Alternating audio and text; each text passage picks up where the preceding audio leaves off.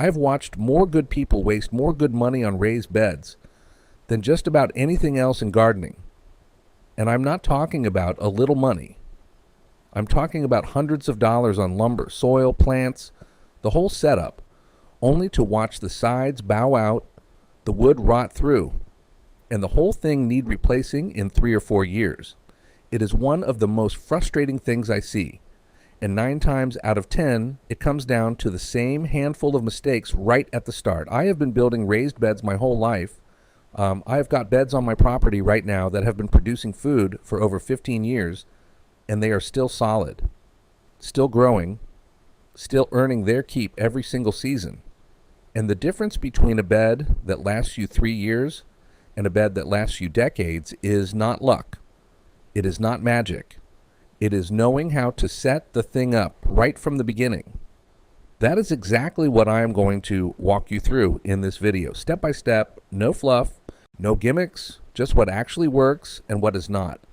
And stick around for the bonus tip at the end, because it is something my grandfather taught me about what goes under the bed before a single scoop of soil ever touches it.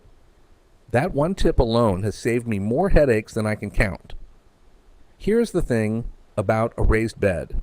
It is not just a box you throw dirt into. It is the foundation of your garden for the next 10, 15, 20 years if you do it right. Get this wrong and you are rebuilding, rebuying soil, replanting, and respending every few seasons. I have seen it happen over and over. Someone gets excited, throws together a bed out of whatever lumber was cheapest at the store, fills it with bargain soil, and wonders why everything falls apart by year 3. A raised bed done right pays you back every single year. A raised bed done wrong just takes your money and your time. I'm going to walk you through this the way I would teach it to someone standing right next to me in the garden. We will start with picking the right material, get the dimensions dialed in, talk about where to put it and how to prep the ground, then work through soil, irrigation, and how to keep the bed healthy season after season. I will finish up with the problems you're most likely to run into and how to fix them.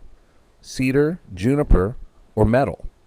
Those are your 3 best options for a raised bed that is going to last. Now here's why that matters. I see people grab standard pine or spruce from the hardware store because it is cheap, and I get it.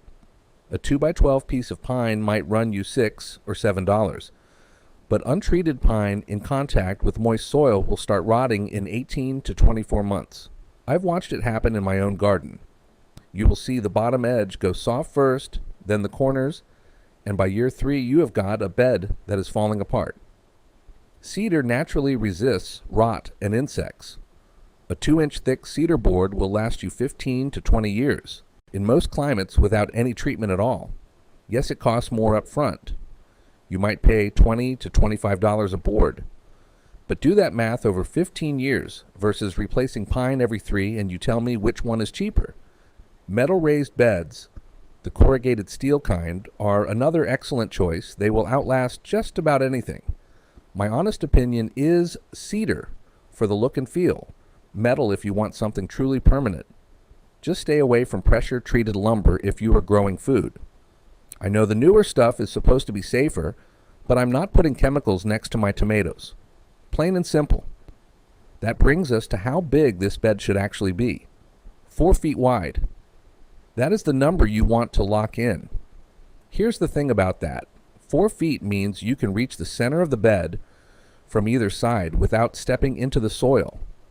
The moment you step into a raised bed, you are compacting the soil, crushing the air pockets that roots need, and undoing all the good work you put into building a healthy growing environment. My grandfather used to say, if you have to stand in it, you built it too wide. He was right. Length is flexible. 8 feet is a common choice because lumber comes in 8-foot lengths, so you are not paying for extra cuts. But 6 feet, 10 feet, 12 feet, that is all fine. Just keep the width at 4 feet or under. Now height. 12 inches is the minimum I would recommend for vegetables. That gives roots enough room to establish, but if you can go 18 to 24 inches, do it. Your back will thank you 10 years from now, and deeper soil means better root development, better drainage, and better production. If you are gardening in a spot with poor native soil or heavy clay underneath, go tall. 24 inches gives your plants a world of their own to grow in regardless of what is below. Ground prep sorted. Now, where you put this bed matters more than almost anything else. South-facing exposure. That is the rule if you are in the northern hemisphere. Most of your vegetable crops, your tomatoes, peppers, squash, beans, they need a minimum of 6 to 8 hours of direct sunlight per day. If you put your bed on the north side of your house or behind a tall fence, you have just built yourself a shade garden, whether you wanted one or not. Before you place a single board, go outside and watch how the sun moves across your space. Do it a couple of times on different days. Note where shadows fall in the morning, at midday, and in the late afternoon. If a big tree is blocking your south exposure, that is a problem no amount of good soil is going to fix. Orient your bed so the long side runs east to west. That gives every plant in the row equal access to sunlight throughout the day. If you plant tall crops like tomatoes or pole beans, put them on the north end of the bed so they do not shade out the shorter plants in front of them. This is one of those mistakes that is permanent. You can fix bad soil. You can add irrigation later. But you cannot move the sun. Once you have your location locked in, you need to prepare the ground underneath before the bed goes down. Clear everything. I mean everything. Grass, weeds, roots, all of it. If you set a raised bed on top of existing grass and think the weight of the soil will just smother it, you're in for a rude awakening. I have seen Bermuda grass push through 18 inches of soil like it was nothing. That stuff does not quit. Strip the sod off or, at the very least, lay down a thick layer of cardboard directly on the ground before the bed goes on top. Cardboard breaks down over time, smothers the grass and weeds underneath, and gives you a clean foundation. I will talk more about this in the bonus tip because my grandfather had a specific method that really makes a difference. If you are in an area with gophers or voles, staple a piece of half-inch hardware cloth to the bottom of the bed frame before you set it. Down. $15 to $20 worth of hardware cloth will save you from losing an entire season of root vegetables to critters tunneling in from below. If you're getting something out of this, go ahead and hit that subscribe button. I put out new videos every week with honest, no-nonsense gardening advice. It is free and it means you will not miss the next one. All right, let us get back to it. Now we fill this bed, and this is where I see people make the most expensive mistake of all. They cheap out on soil. 1/3 compost, 1/3 aeration, 1/3 moisture retention. That is the formula. Here is why that matters. Your soil is not just something to hold the plant upright. It is the engine of your entire garden. You do not feed the plant. You feed the soil, and the soil feeds the plant. My grandfather used to say, a man who skimps on his soil is a man who skimps on his supper. Get yourself a good blended compost from a reputable local supplier. Not the cheapest stuff on the lot. I made that mistake early on, ordered 3 cubic yards of what was supposed to be premium raised bed mix, and it turned out to be heavy clay topsoil with barely a handful of compost mixed in. The first season was decent. By year 2, the soil was brick hard and nothing wanted to grow. For aeration, perlite or pumice, either one works. This keeps the soil loose so roots can breathe and water can drain. For moisture retention, coconut coir or peat moss. I have been leaning toward coir these days, but either one will do the job. Mix those 3 components in roughly equal parts and you have a soil that drains well, holds moisture without getting soggy, and gives roots room to run. If you're filling a tall bed, 24 inches, you can put some bulky organic material in the bottom third. Things like small logs, wood chips, or straw, and then fill the top 16 to 18 inches with your proper mix. That saves you money on soil, and those materials break down over time and feed the bed from below. Soil handled. Now irrigation, and I need you to hear me on this one because it is a step almost everybody skips, and almost everybody regrets skipping. Plan your irrigation before you plant a single seed. Here's the thing about that. Once your bed is full of soil and full of plants, retrofitting irrigation is a miserable job. I've done it twice in my own garden, and both times I swore I would never make that mistake again. You have two solid options: drip irrigation or soaker hoses.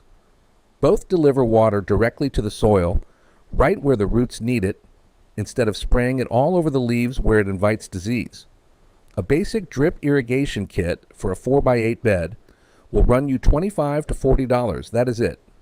You connect it to your hose bib, run a main line along the length of the bed, and branch off with 1/4-inch emitter tubing spaced about 12 inches apart. Put it on a battery-operated timer, another $15 to $20, and your bed waters itself every single morning without you lifting a finger. Now, if you want to keep it simple, a soaker hose works just fine. Lay it in a serpentine pattern across the bed, cover it with mulch, and you are set.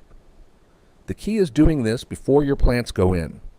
Lay the lines, test them, make sure everything is reaching where it needs to reach, and then plant. Not the other way around. I've seen folks try to weave drip line through a bed full of mature tomato plants in July, and it is not something I would wish on anyone. That brings us to the part most people never think about until it is too late. Keeping this bed healthy season after season. 2 inches of mulch on top of your soil at all times.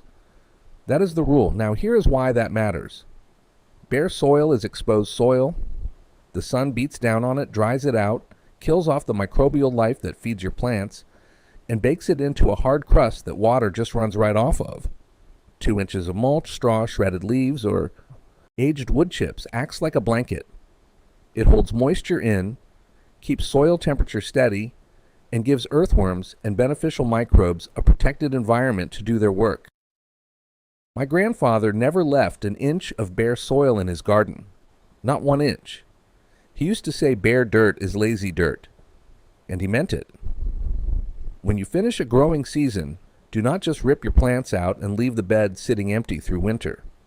Either put down a fresh layer of compost, 2 to 3 inches right on top, or plant a cover crop like crimson clover or winter rye. The cover crop protects the soil through the cold months, and when it dies back in spring, all the green material breaks down and feeds the bed.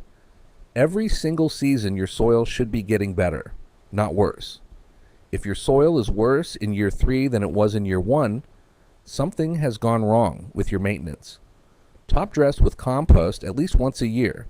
Keep that mulch layer up and your bed will reward you with stronger plants and bigger harvests every season. Now let me walk you through the problems you're most likely to run into and how to deal with them. Bed walls bowing outward.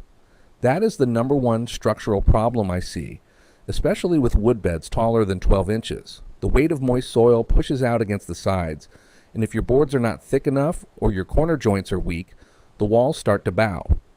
Use 2-inch thick lumber, not 1 inch, and reinforce the corners with heavy-duty brackets or 4x4 corner posts sunk into the ground at least 6 inches. If your bed is longer than 8 feet, add a cross brace in the middle, a piece of lumber running from one long side to the other to hold things together. That one addition will add years to the life of your bed. Soil sinking after the first year. This one catches everybody off guard. Your bed was full to the brim when you built it, and now it has dropped 3 or 4 inches. That is normal. Organic material in your soil mix breaks down and compresses over time. The fix is simple. Top dress with 2 to 3 inches of fresh compost every spring before you plant. Do it every year and you will keep the level right where it needs to be. Think of it like putting gas in the tank. The bed uses it up and you refill it. Water sitting on top of the soil and not draining through.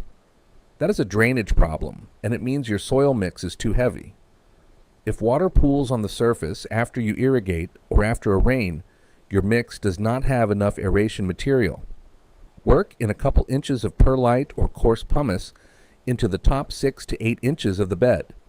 If the problem is severe and you're early enough in the season, it may be worth pulling the plants, remixing the soil properly, and replanting. It is a pain, but waterlogged roots lead to root rot, and root rot will take out your whole bed. Wood rotting at the corners. This is where moisture sits the longest, right where 2 boards meet. If you used untreated pine, this is going to happen fast. With cedar, it takes much longer, but it can still happen over many years. The best prevention is keeping soil from sitting directly against the wood at the very top of the bed. That mulch layer helps. If you notice rot starting, you can reinforce the outside of the corner with a metal bracket or an L-shaped brace. Catching it early is the key.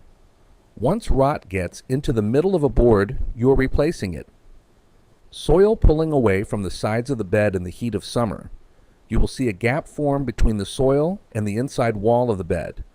That gap lets water run straight down the sides and out the bottom without ever reaching the root zone in the middle. It happens because soil shrinks as it dries out. The fix is to water deeply and slowly so the soil rehydrates evenly and expands back into place. Drip irrigation helps prevent this because it keeps the soil consistently moist. If you are hand watering, do it slowly and give the water time to soak in rather than just running through that gap.